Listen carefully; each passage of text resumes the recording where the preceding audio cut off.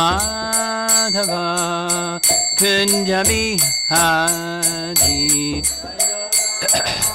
Madhava Kunja Bihari Gopi Jana Vallabha Girivardhari Girivardhari Gopi Jana Vallabha Girivardhari Girivardhari Jasodanandana Prachajanarandana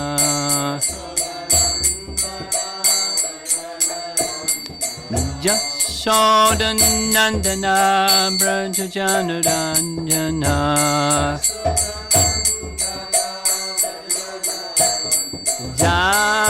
Jamunatira Vanachadi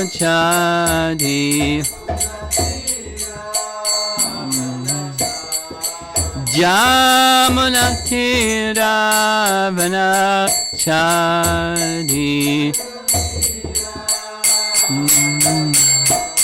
Jaya Radha Madhava Kunja Bihari Jaya Radha Madhava Kunja Bihari Jaya Radha Madhava Kunja Bihari Madhava Kunja Bihari Gopi Jana Vallabha Girivardhari Gopi Jana Vallabha Girivardhari Gopi Jana Vallabha Girivardhari Jana Vallabha Girivardhari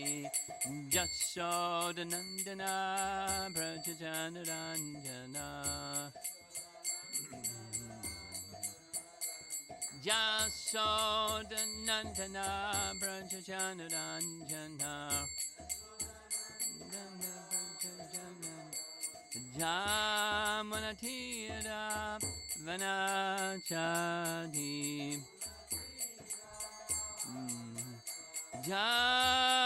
Jamunatira Vanachadi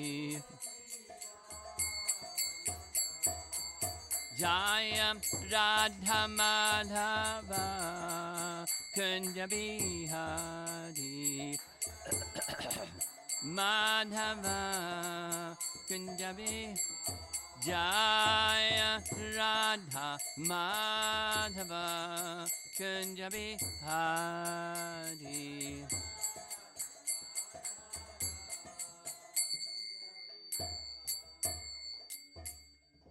Jayom Vishnupad Paramahansa Parividakacharya Astatarasatasi Srimad His Divine Grace Sri Bhaktivedanta Swami Srila Prabhupada Ki Ananta Koti Vaishnavrinda Ki Grantaraj Srimad Bhagavatam Ki Gaur Pimanandi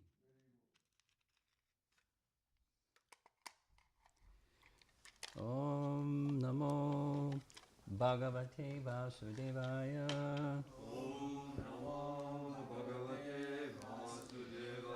Om Namo Bhagavate Vasudevaya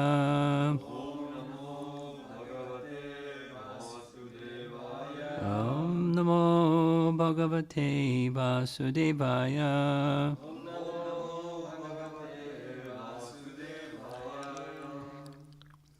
We're getting close to finishing this wonderful section of the Bhagavatam. Canto 10, Chapter 35.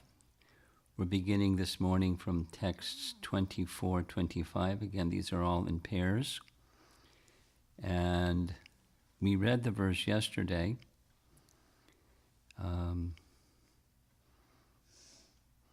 Krishna's just about coming out of the forest, and the gopis are really happy.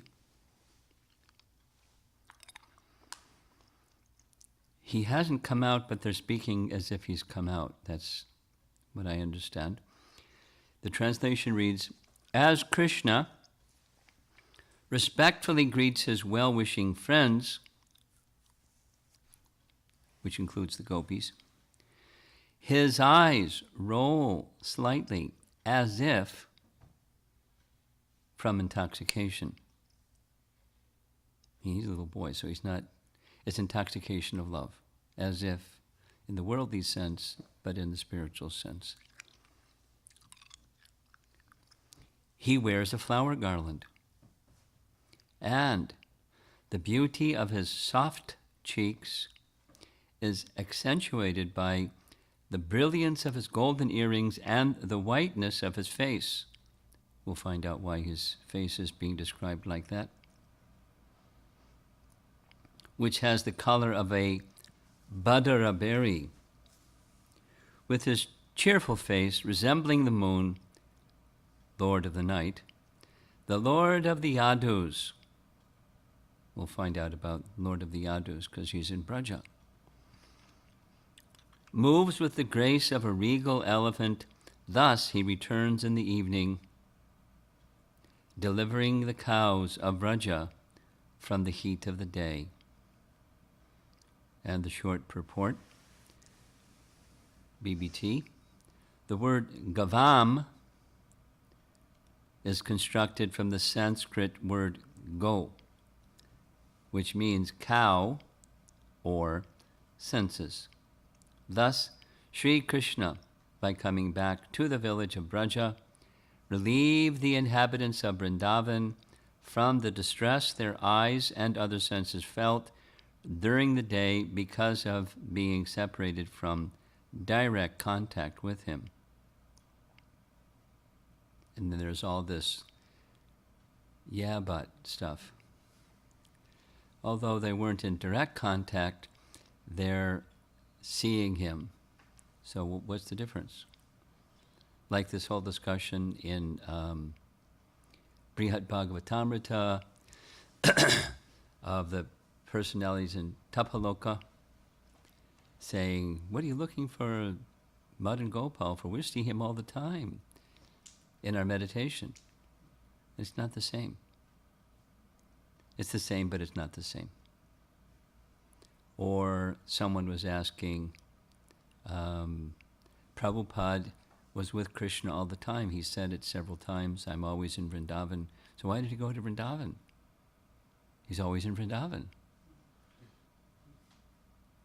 So there's the transcendental seeing, and there's the direct seeing.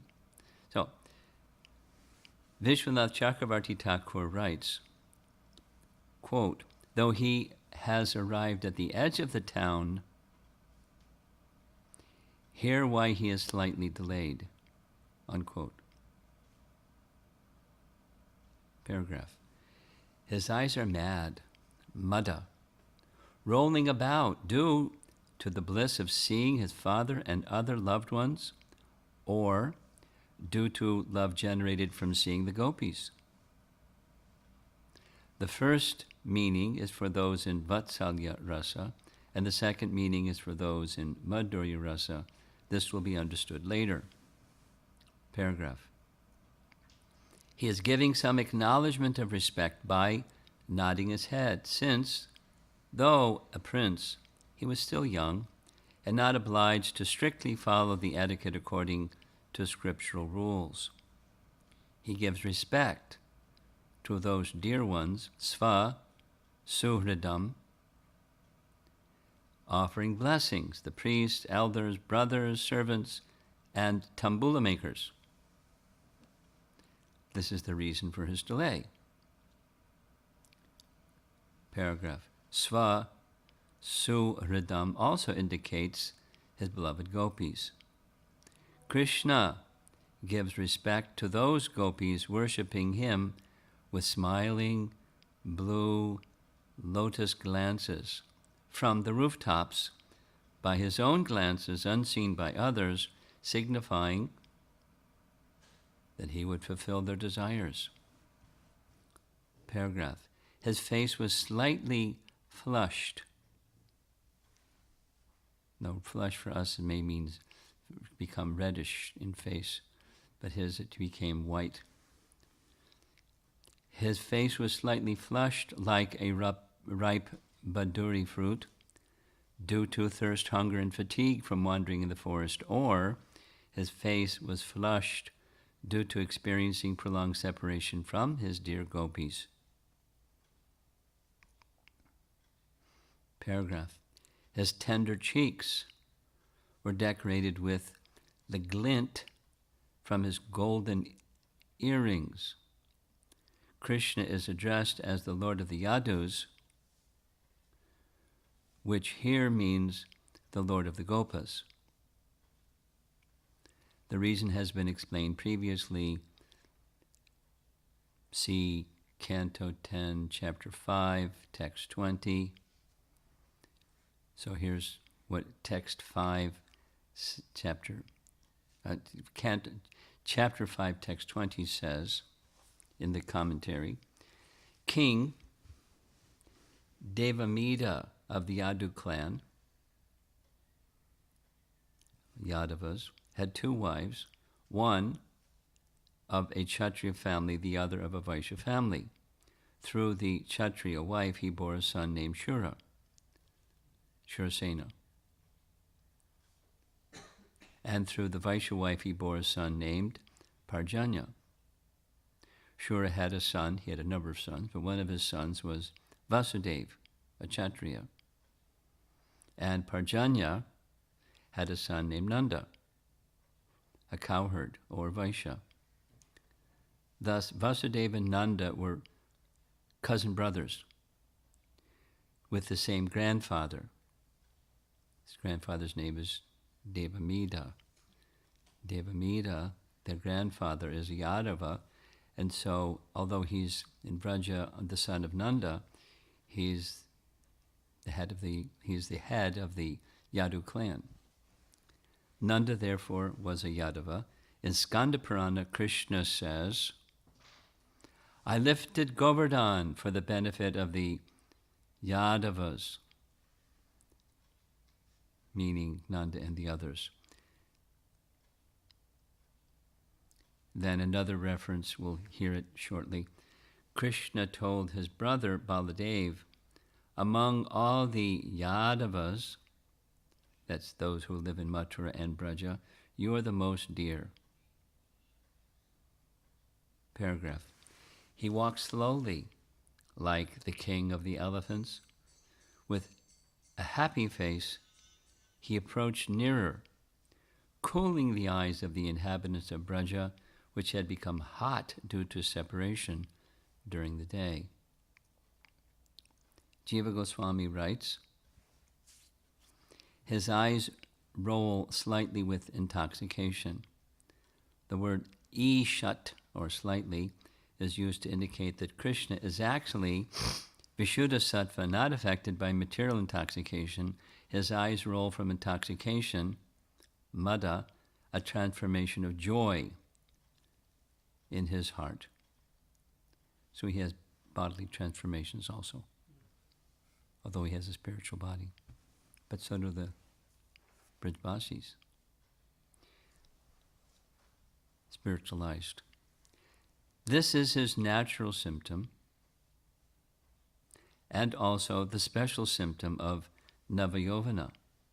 In this case, it arises from seeing the gopis. The members of the assembly appreciate the many words with various shades of meaning according to their own desires. Thus, there is no fault of mixing contradictory rasas. In other words, it's subjective. It's their subjective experience according to the rasa. They're hearing the words this way, that way, the other way, and there's no contradiction by conflicting rasas. His eyes roll a little, but in various ways. Ve Gurnita. This indicates the playful nature of his eyes.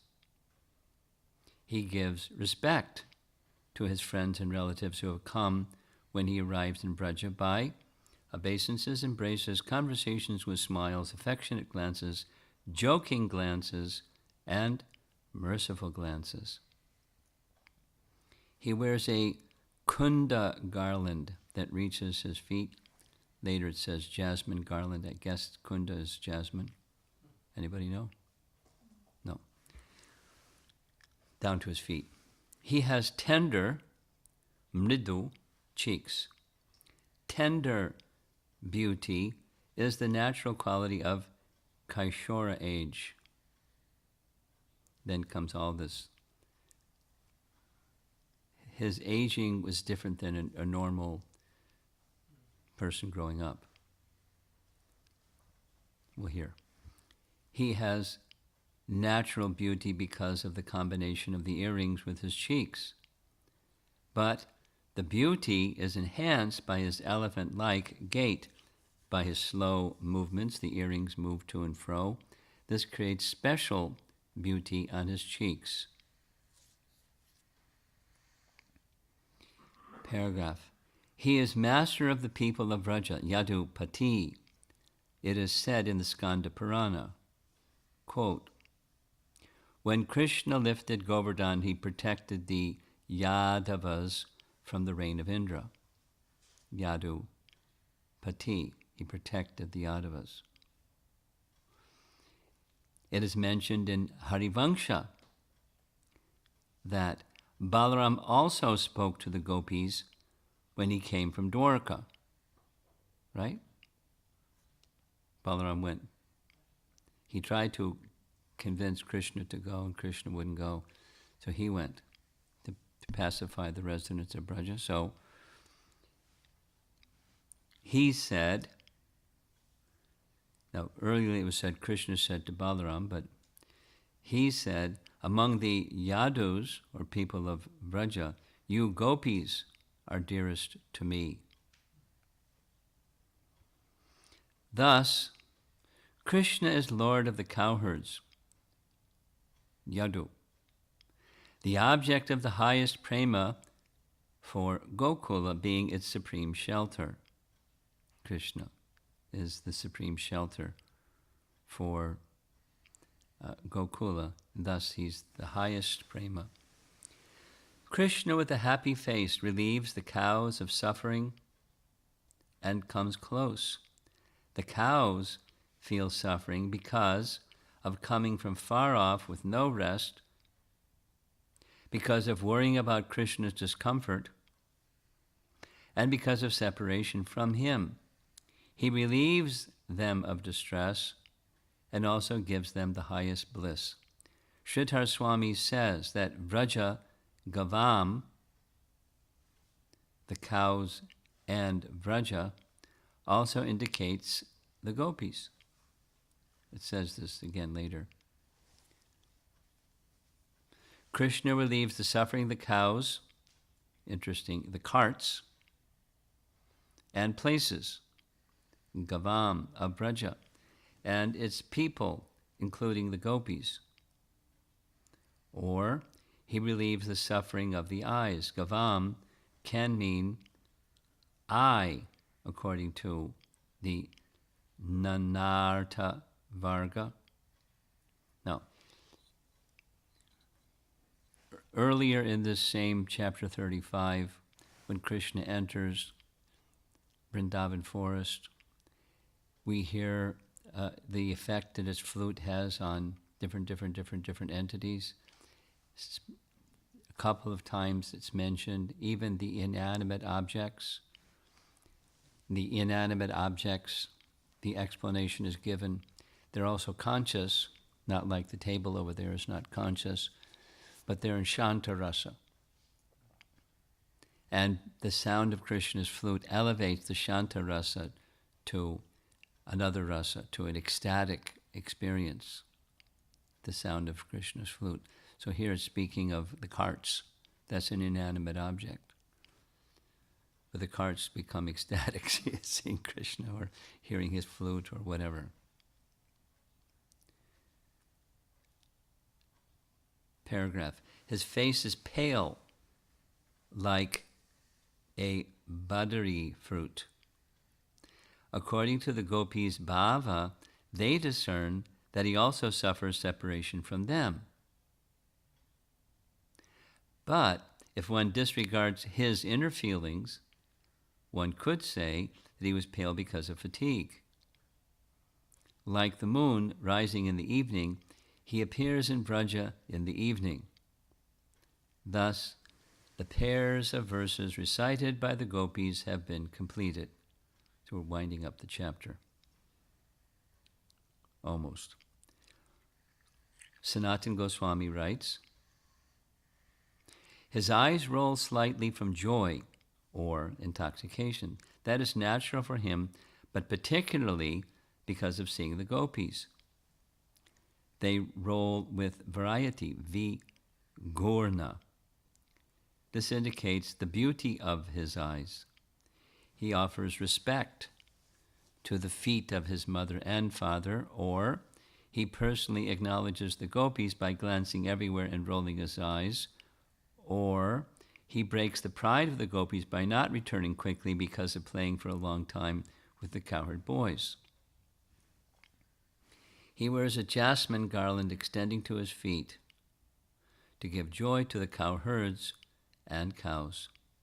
His cheeks are soft, without whiskers, since he is of Kaishora age, which would seem to imply later he has whiskers.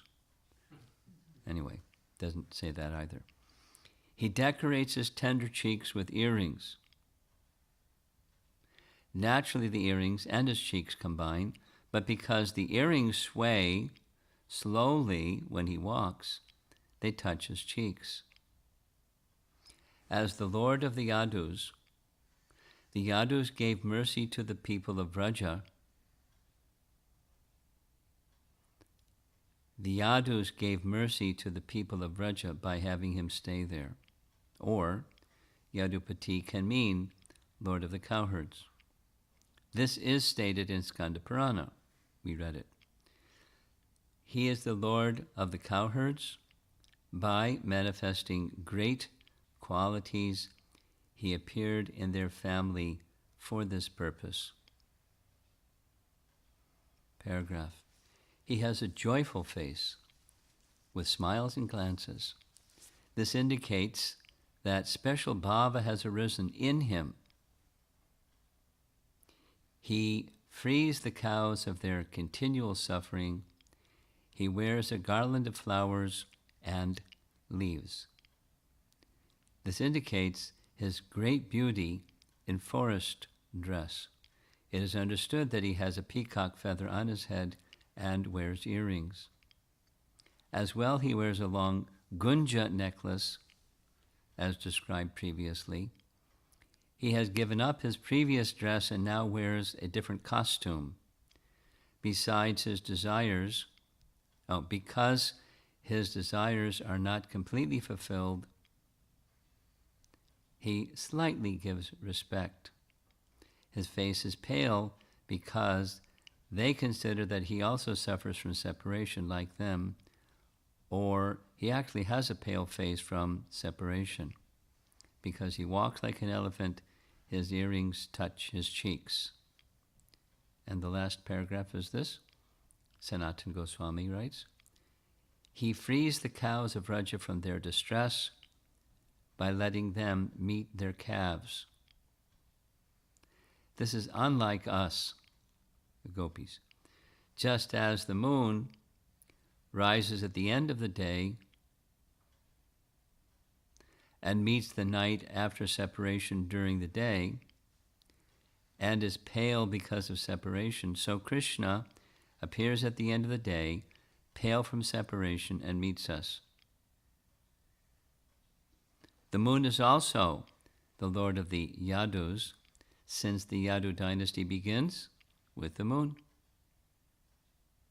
He causes people's faces to become joyful, mudita traha, since he takes away their sorrow experienced during the day.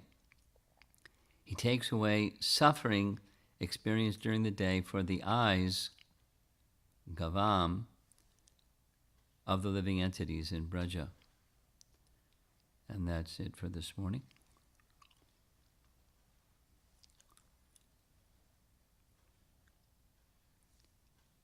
There's only a few more references, and then we'll go to reviewing the whole chapter by reading Gopal Champu, which is really, really nice. And we're going to be doing the same thing this evening for chapter 11.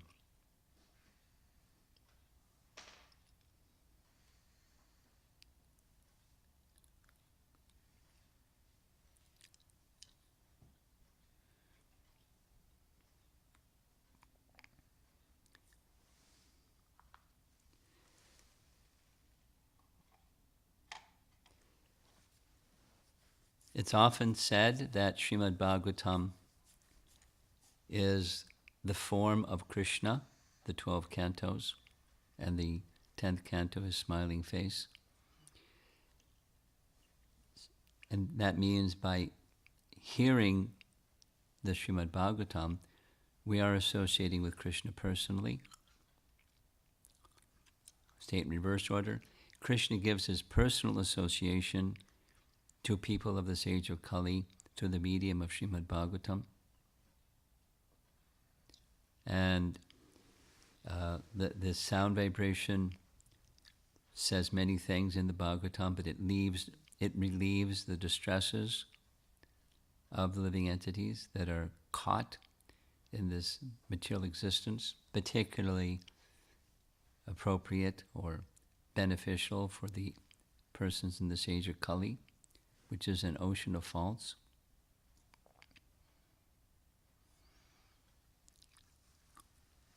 And by having Krishna's association through Srimad Bhagavatam, and as well, same glorification is given to the chanting of the holy name, Shri Krishna Sankirtanam, Param Vijayate.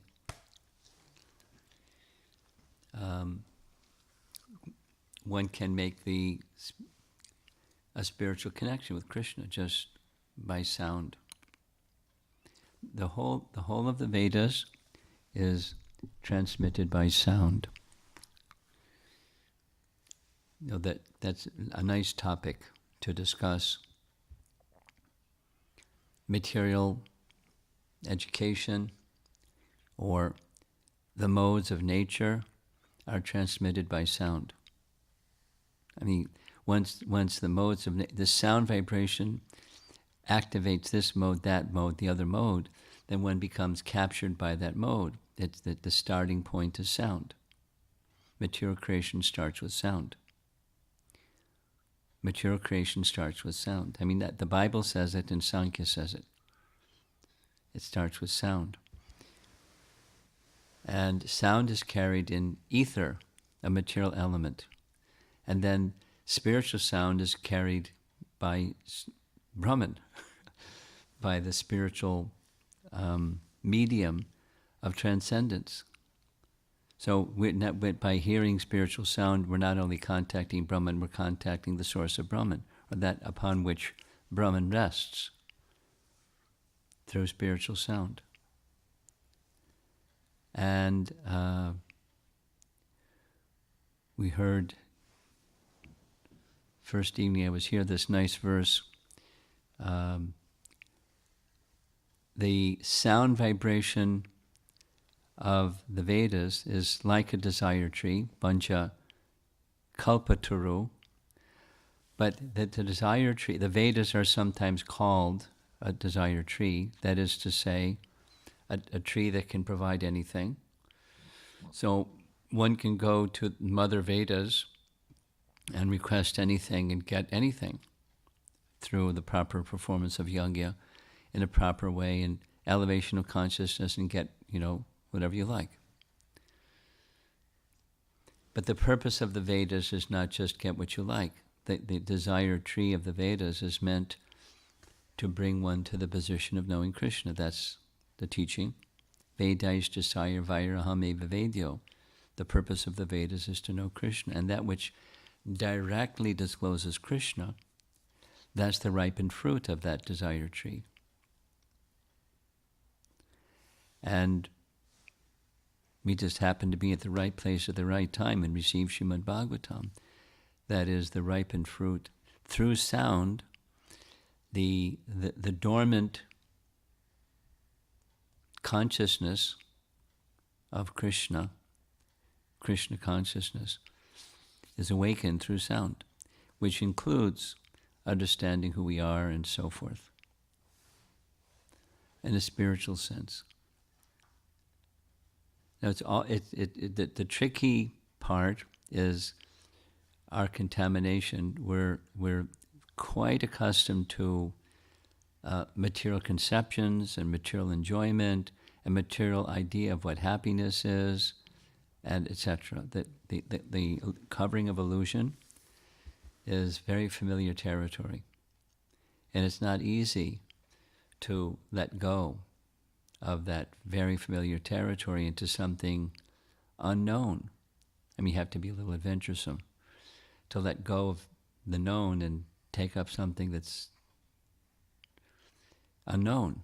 Although someone says, the scripture says, and the teachers and teachings say, it's not foreign, it's your natural condition, it's your natural home, it's your natural everything. This is a diseased condition. We're familiar with the diseased condition, but we're habituated to it. So that's the difficulty.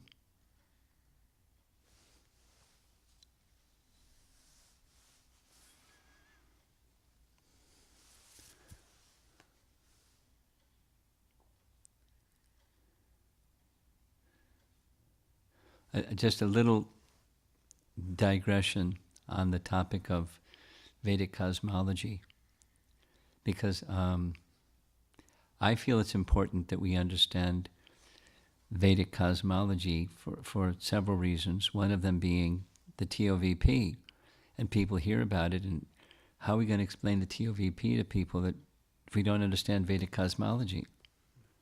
Just say, hey, it's cool, and then what about this and what about that? Because we've all been highly systematically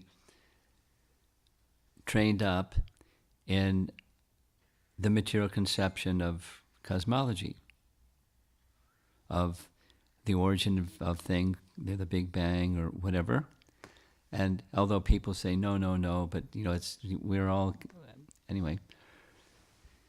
Then the structure of the universe, and the structure of the universe is not easy to understand. The Vedic model is not easy to understand. So maybe because it's not easy to understand, it's not so important. It's not easy to understand. Let me go to something that's easier to understand. It has such a prominent place in the Bhagavatam. It must be important.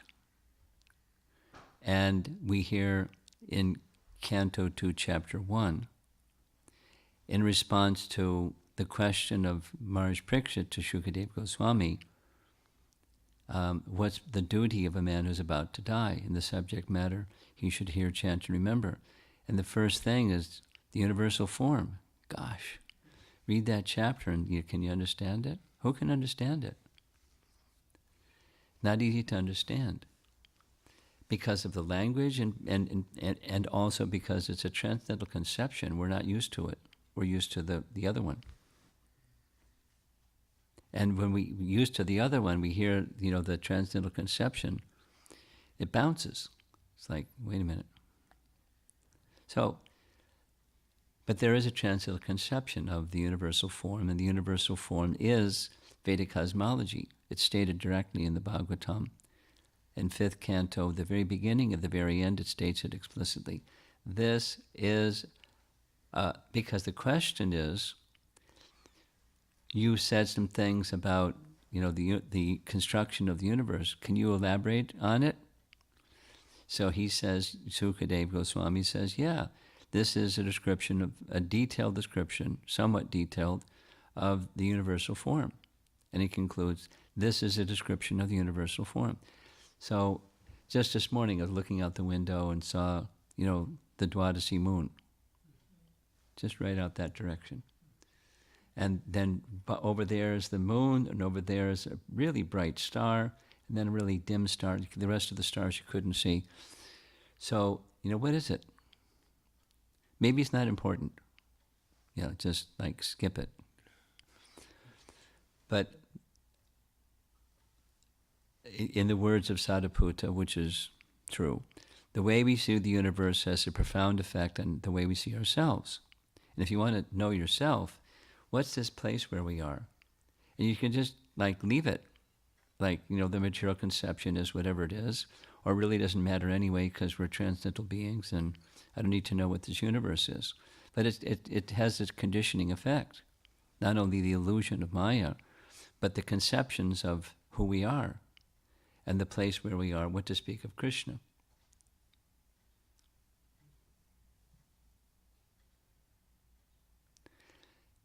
We can't see the soul, although we accept that there is a soul.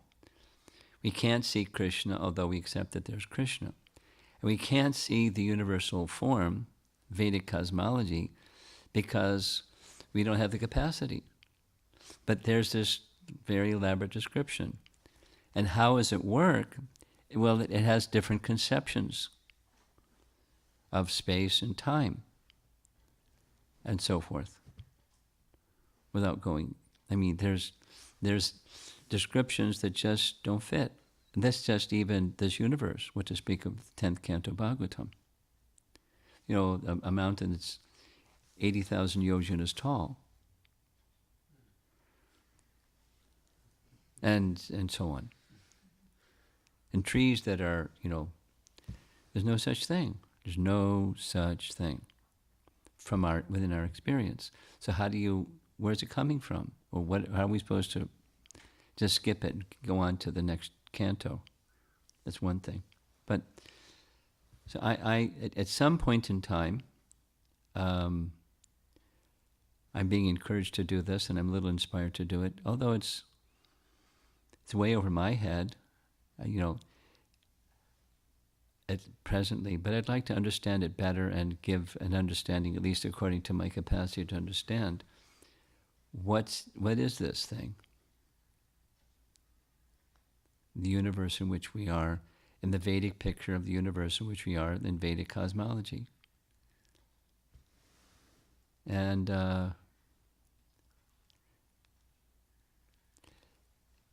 it fits in with Sankhya, because to understand cosmology, actually Sankhya comes first, and anyway, you need a grasp of Sankhya, which isn't an easy subject, in order to understand cosmology. The terminology and the conceptions go together. But it's where we are. So if we can't understand where we are, how are we going to understand who we are, and how are we going to understand Krishna? So anyway, and it's right in the Bhagavatam. It's part of the form of Krishna. Not easy to understand for a variety of reasons. So then these activities, as we discussed, going back about a week or two, the scriptural resource that Jiva Goswami and particularly Rupa Goswami relied on, there's a scriptural foundation for the science of rasa. And it has its material dimension and has its spiritual dimension. And they both work. The science of rasa works, how this stimulates that external exhibition. But it reaches its perfection when Krishna is the object. He's the alambana. He's the object. Vishaya, within alambana is the ashraya visha, the abode of love, the object of love. Krishna, when he's the object of love, it reaches its culmination. But supposing one doesn't have Krishna as the object, it's your dog or something. your family member. Then there's feelings. But it's not in this ripe stage or mature stage. It's in the mature stage. That's what the purpose of the Vedas is, to know Krishna. The purpose of rasa is to know Krishna. And how does relationship with Krishna work? It's detailed. It's really detailed. You know, it's not easy to follow. If anyone has tried to, it's not easy. The terminology, and after you get familiar with it, it's kind of like anything that's a science. There's terminology, and here's a computer. If my computer has a problem, I have to get somebody that knows how to fix it, because I don't understand it. I use it, and if problem comes. So, as people know, some people know computer technology, and some people know the science of music, and some people know how different notes create different moods. They stimulate emotion. That's what these literatures describe. Through culture, the purpose of Vedic culture is to know Krishna and to glorify Krishna. The purpose of drama, the purpose of music, the purpose of literature, the purpose of words, the purpose of sound. The Vedic purpose is to know Krishna. So the purpose of the universe in which we are, and trying to understand it, is to see the connection of everything with Krishna. Because otherwise, if you don't see the connection with Krishna, what's going to happen? You're going to see it separate from Krishna. You see it separate from Krishna, and what's the result? It's up for grabs. I mean, maybe not overtly and maliciously or something, but that's the default position. So how to see everything in relation to Krishna. The Vedas gives us that tool through sound. And it's not easy. It takes some effort. Spiritual life takes effort. It takes effort to try to be a material enjoyer. It takes effort to be a spiritually conscious being. It takes choice. And you got different outcomes. So back to our, this wonderful opportunity. On the one hand, the subject matter is way over our head. And on the other hand, it has the effect of transporting us to another realm, at least for, half hour, 45 minutes. And then it's back to business. You go sit at your computer and go to work and, whatever you got to do at home, and do your housework and stuff. Prepare for SATs and have some fun with the guys down the street. We do our thing.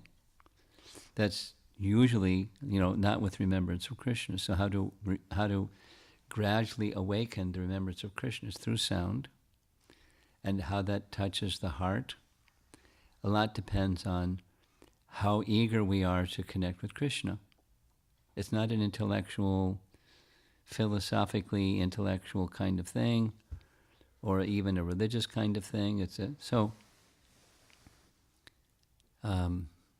lot of mercy in coming to us through sound, and kind of skipped over some of the earlier cantos and went right to the 10th canto.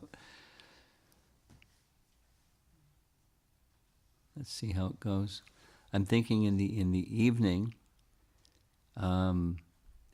after completing chapter 11, which is going to happen soon, go back again to some of the details of chapter 12, and then skip ahead to Uddhava Gita. Like Bhagavad Gita 201. It's Uddhava Gita. Let's see. So let's see if there's some discussion.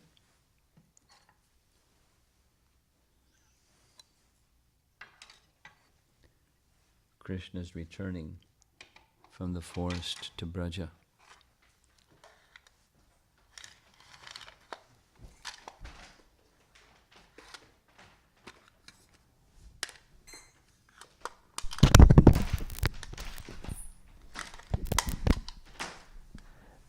Guru Maharaj, just wanted to comment that what you said, when we read and hear about this, even if it is for 45 minutes, an hour, actually it transports to, I was just feeling that today while we were reading that verse about, how Krishna is coming, as if like in the mind, that painting is happening.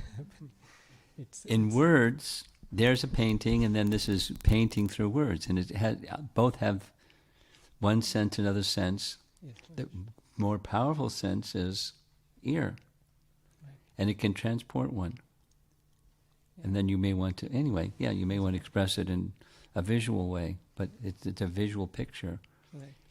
And who can imagine what the experience is of the pure heart to hear these descriptions?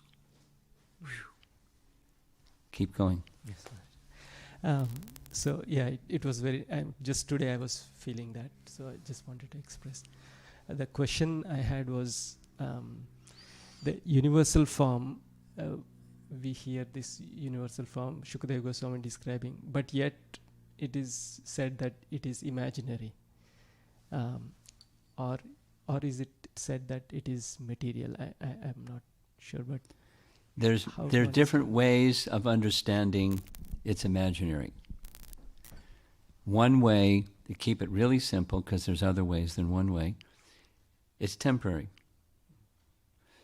So that table is imaginary because it's temporary. The universe is imaginary because it's temporary. The universal form is imaginary because it's temporary. But it's real. The table is real. The universe is real. The universal form is real, but it's temporary. In that sense, imaginary. Now you see it, now you don't. But it's Krishna's form. It's Krishna's form. So then that's the other side of it's Krishna's form. It's one of Krishna's forms. But manifest and not manifest, withdrawn. So there's other ways to understand that word imaginary, but that's a beginning. It is also described, right? The eyes, the sun and moon are like the eyes of the universal form. Or before describing universal form, he describes about pantheistic idea of, the rivers are like veins and things like that, right? So I was just trying to relate. So the pantheism is like the first step. Do we understand like that? Well, the two things. There are different descriptions of the universal form. Right. It's one entity. There are different ways of describing that one entity. So what's in the 5th canto is different than what's Canto 2, Chapter 1. It's a different perspective on the same entity. So it makes it, our binary processor called the mind has trouble handling a different perspective or conception of the same thing. Is it this or is it that? So that's part of the difficulty. Now back specifically to your question, it's not exactly pantheism is a beginning. It's a conception, something like what Prabhupada says. Even in Aborigine people, they have some idea, some conception of what's higher. A mountain, thunderbolt, a feather. They see something and revere that something. American Indians. Yes. So, it's because it's natural. So the pantheism is a conception that everything is God. That's what pantheism is.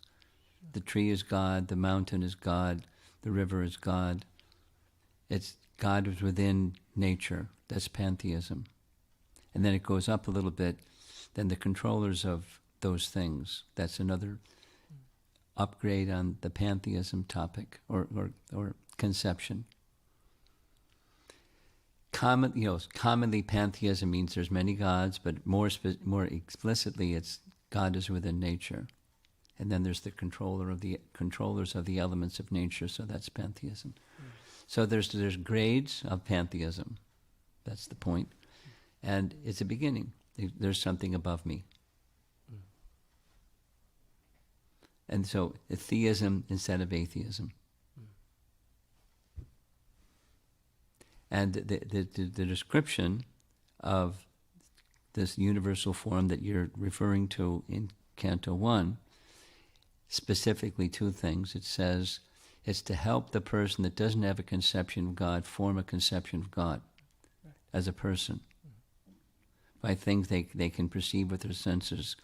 And there's a person. Now, it's that for many people, that's a big stretch. But then the second point is, after successfully achieving behind everything there's a person, one is recommended to let go of that conception and move on to the Paramatma conception. That's chapter 2. It's a bridge to get to chapter 2. People just totally worldly. They're not going to go meditate on Paramatma. So it's a step. So does that answer your question? Yes, ma'am.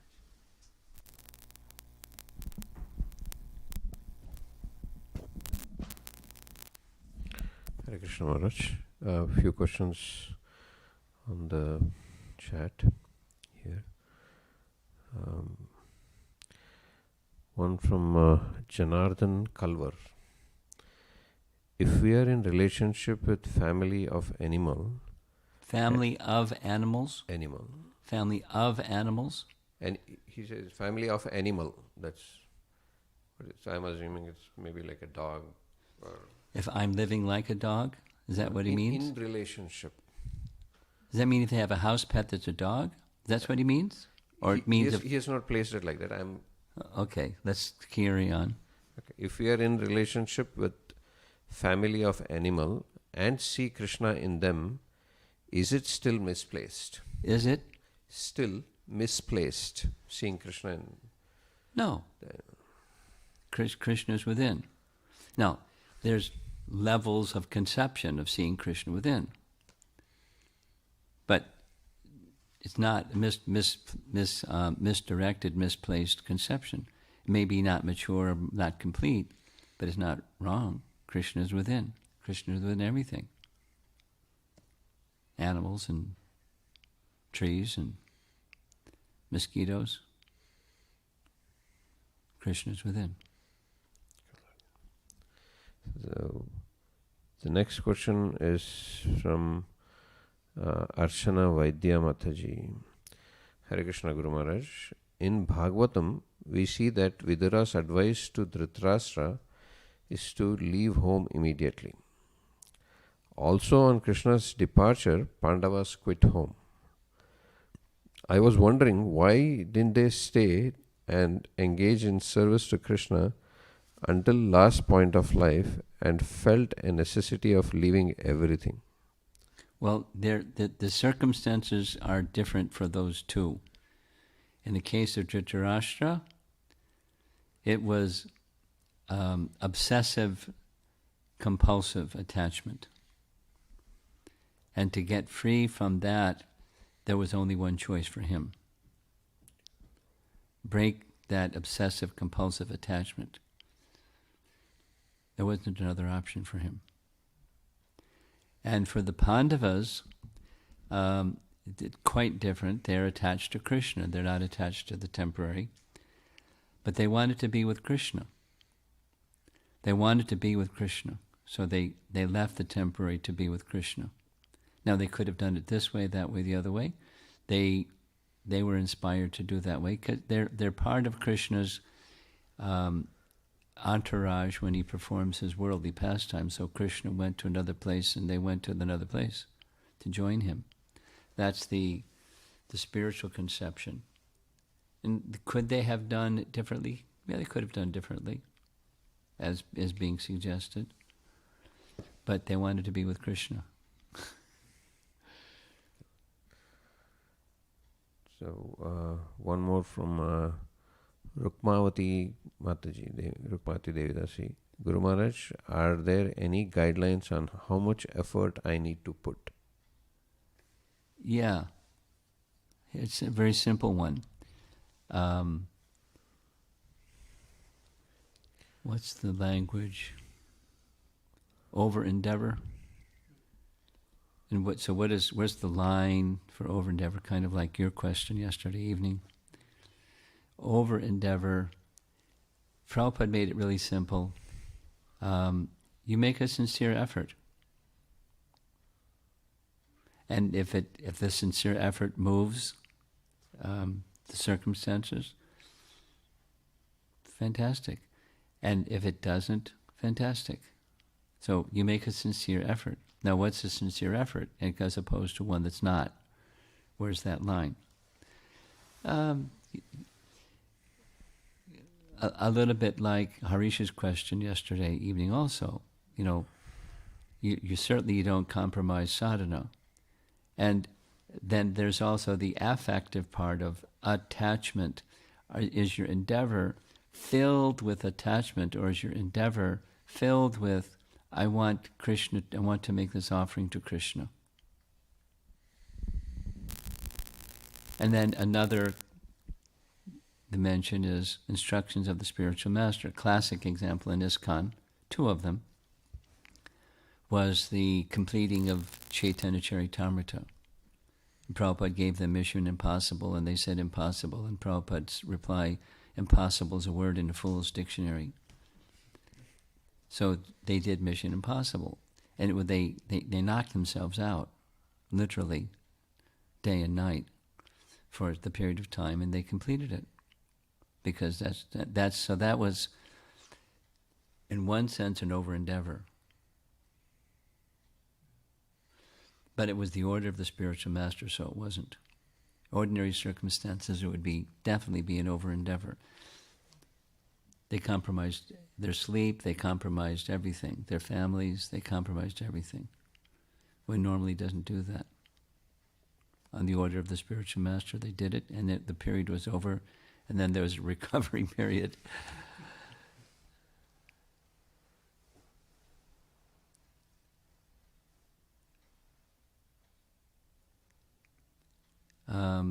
We accept those things, another way of saying the same, we accept those things that come of their own accord. We make a sincere effort and we accept those things that come of their own accord. And not accepting what comes of its own accord and obsessively continuing to strive for something, that's over endeavor. Okay? You have something. Yes, Maharaj, in relation to that, because so far every time I've been hearing about the over endeavor, I was always thinking on the material side of things. And when you're saying over endeavor, it's also... Well, we're devotees. We can also over endeavor as devotees. Right. Okay. Like Harish's question yesterday. Yeah. So we can over endeavor, I mean, on the spiritual side also, the over endeavoring is to be done you're only repeating. on the spiritual master's instruction. Well, there's exceptions to every rule.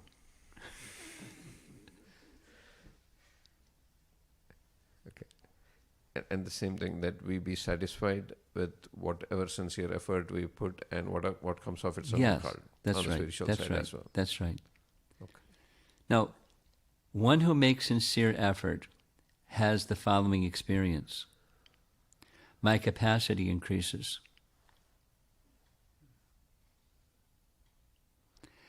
Presently, I have such and such capacity, X. And by sincere effort, X becomes X and a half. Capacity. Krishna sees the effort. Krishna reciprocates with the effort.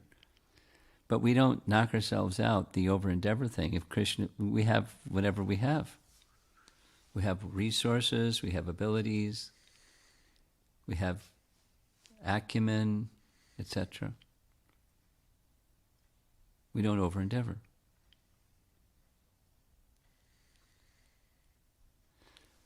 And, if you're a transcendentalist, there's no over-endeavor. There's no constraint.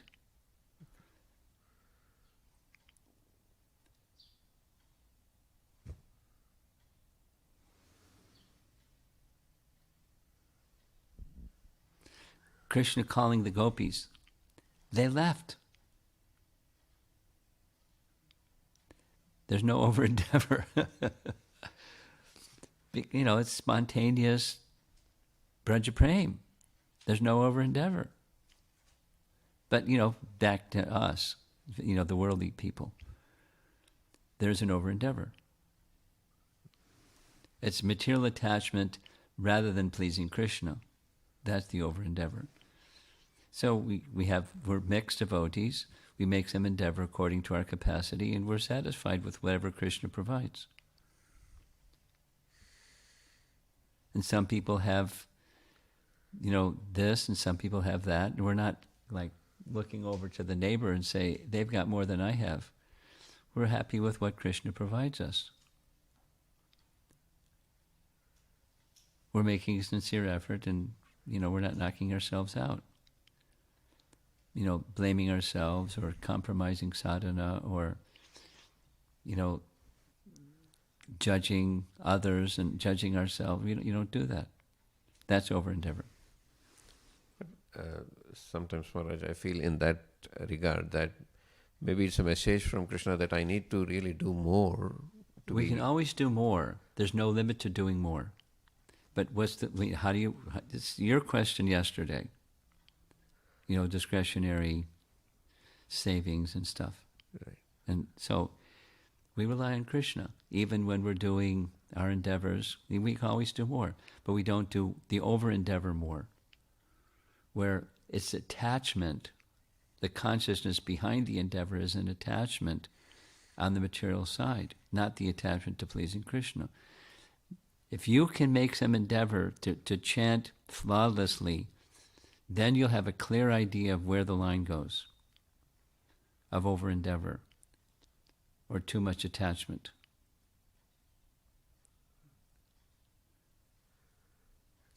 I'll need some time to... Okay. It's just your question yesterday coming up again. Yeah. Yesterday was a little more on... The question was on trying to balance a material, spiritual kind of... Yeah. But this is on the spiritual side. Okay. Yeah. Anyone else? Just a couple... No, we'll just do in the room, and then we'll come back to the online.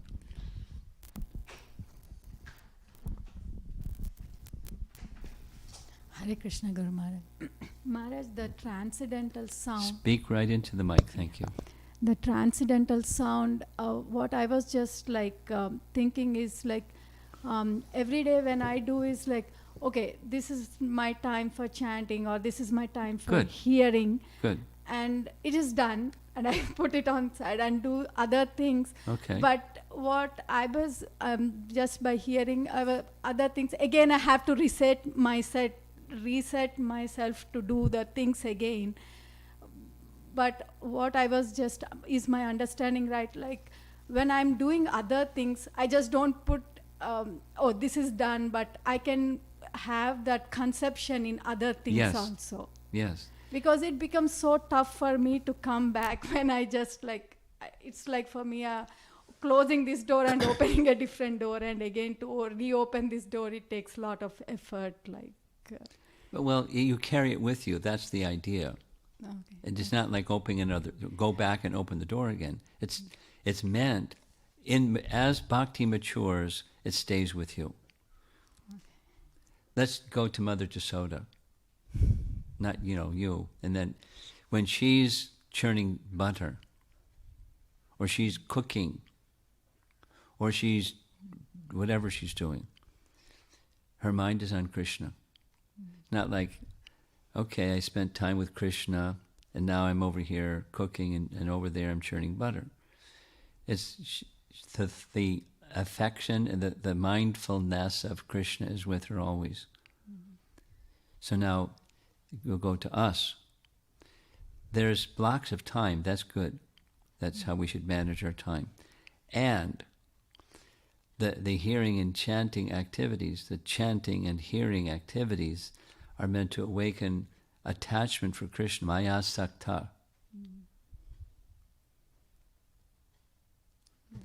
To become attached to Krishna, so that when you're doing those other things that are in those other blocks of time, your thought is with Krishna. And the best way to awaken the mindfulness of Krishna is sound, the chanting and the hearing, so that mindfulness of Krishna goes with you, not have to open another door. Now, it doesn't happen, it's not a 1 or a 0. It's gradual. But that's what's meant by the regulation of hearing and chanting along with the duties that we do. That's the same topic as yesterday morning, the Gona Dharma. It's join those worldly activities, this, that, and the other thing, with mindfulness of me, remembrance of me, mind absorbed in me. Mama nusmara yudyacha. Always think of me and perform your prescribed duties. Not think of me over there in that chunk of time. Okay, close that door. Now is my duties. Just cultivating Yes, it to be more. it's awakening of bhakti that flows into everything. And so we're just like here we are, and I've said this several times. We're with Krishna, and then the class is over, and we go and do our duties, and the door closes. Sitting at your computer, you're not thinking of, you're thinking of what you got to do at work, or what you got to do in the kitchen, or what you got to do with your SAT studies, and you're not thinking of Krishna. But as bhakti matures, it stays with you. I mean, let's take somebody that really likes kirtan. You see their finger going like this, or that very softly they're murmuring the mantra. They're singing as they're going about, because it's with them. The mindfulness of Krishna goes with you when it's awakened. Okay? Hare Krishna, Guru Maharaj. I have a question about the strength we gain from, the different services, apart from chanting, the different services we do for Krishna. Like, I'm more inclined of, serving, more physically. Like Mostly what? Physically, like Okay. cooking, Fine. or or things like that. But I feel that when I'm not doing it for some days,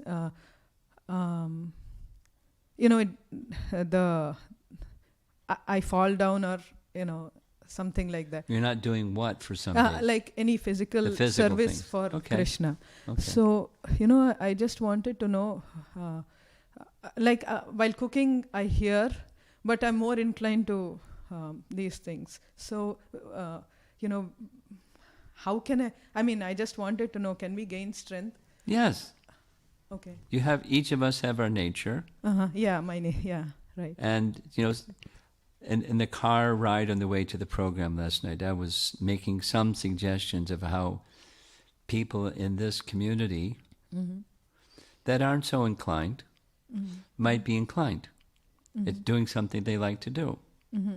So this is just one suggestion. I don't want to say it too many times, because there may be 500 other suggestions. But arrange a Food for Life gathering in their homes or in this home, depending upon whether they're vegetarian in their home, and get them together to do some service. Now, they're saying to her, I'm busy, I'm attracted, but I don't have time. Okay. Then they'll find time for something they like to do. They just don't like to do this. So find something they like to do and do it together. And then through that association, then something. So some people come to our temples. They're not sadhakas. They just like to do some service. They like serving prasadam. They like washing pots. Right. These like business people that, big salaries, and their favorite activity all week is going to the kitchen and washing pots. I've met many of them and like, wow. I didn't say that to them, but that was it's encouraged by the temple, not just because they want to get the pots washed. They want people to do things that they can relate to, the physical things or whatever the things, and then give them some service that's practical. So that's purifying too. So you have your nature, back to you. Do your nature. And supposing your nature is, well, I'm not so inclined to chanting. There are lots of people in that category. Then we chant anyway. Yes. Because we know by scripture it's purifying and it's essential to my growing in spiritual life. So I chant, but I'm more attracted to the physical. So that's your nature. That's fine. You do it.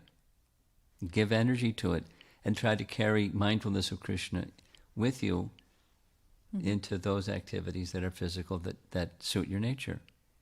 Okay. You do it for Krishna consciousness.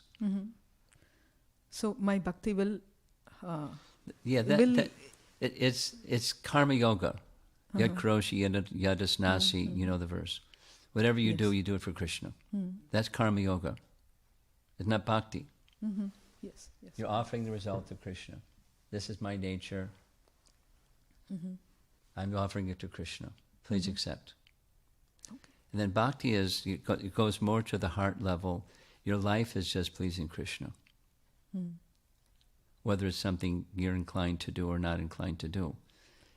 You're from the heart level, you're Krishna's. Okay. Yes, Maharaj. It grows. But karma yoga is a subset of bhakti. It's bhakti yogis do what karma yogis do, plus. And karma yogis don't do what bhakti yogis do. Okay. In fullness. They do what they like to do and they offer the result to Krishna. Okay. So that's, it's part of the bhakti process. And then what takes it further is the hearing and chanting activity. Okay. Just like we're doing right now, just like this conversation part of what we're doing. So then you carry that with you into your this week, and how you're going to, your weekend, and how you're going to take care of stuff. Okay. Yes, Maharaj. All right? Thank you very much. Okay. Online? Huh? Yeah, you got the microphone. This is from Subramataji. Guru Maharaj, as you were describing Kalpataru tree, we also hear Vaishnava as Kalpataru. Does it imply that outcome we get out of our association with Vaishnava is dependent upon or checked by what are we desiring out of that association? Yeah, sure.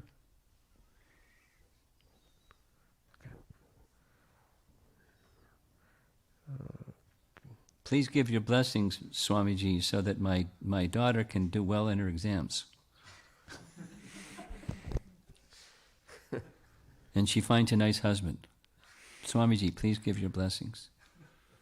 It depends. Keep going. This is from Pooja Singh. Did Krishna ever exhibit signs of separation from the Rajvasis after he left? Signs of separation. From the Brijbasis? Yes. Oh, absolutely. After he left? After he left Vrindavan. Oh, yeah. Okay. Oh, yeah. There was no delay. It was always there. Okay. So the other part of the question, just like the change of color in his face we heard about today. Yeah. Yes. Okay. Yes. And the other is from Rajat Kumar. Hare Krishna Guru Maharaj. Dandavat Pranam. How to understand a situation as a reciprocation of Krishna or trick or talk of our own mind? Thank you. Well, we're mixed devotees. My standard answer for this is there's probably a mix.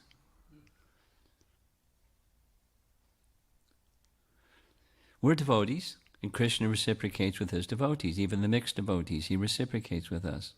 And how we're perceiving how he's reciprocating with us is filtered through the mind that's, not pure.